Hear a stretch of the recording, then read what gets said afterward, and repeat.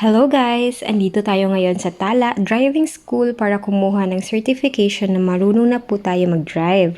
They are open from Monday to Sunday, 8 a.m. to 5 p.m.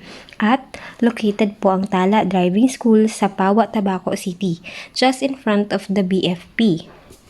At eto nga po, nakakuha na tayo ng ating Certificate of Completion on Practical Driving Course for Category A. So, nagbayad lamang po tayo ng 880 pesos since marunong na rin naman po tayo mag-drive. Ito yung loob ng kanilang office at kung gusto niyo kumuha ng student's permit at non-prof driver's license, ito nga pala yung mga requirements. Pause nyo na lang yung video na ito.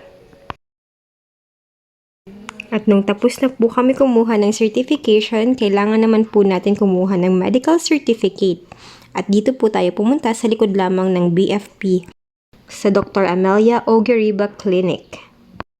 Pagdating sa clinic, bayad muna tayo ng 400 pesos at pumila para sa Q&A ni doktora tungkol sa inyong medical history. And that's it. Andito na agad tayo sa LTO dahil 9:30 a.m. na and it's Monday.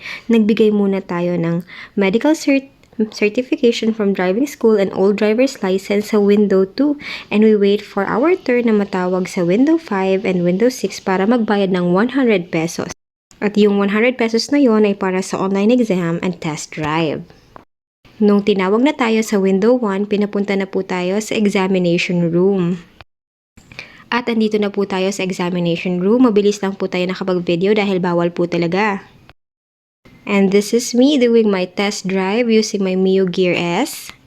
At para po doon sa mga nag-online exam, pwede po tayo mag-take once a day. So, ibig sabihin kapag hindi tayo nakapasa ngayon, pwede tayong pumunta at bumalik bukas para mag-exam ulit.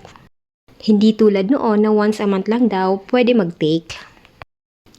Naandyan din po ang aking assessor. And this is LTO Tabaco District Office.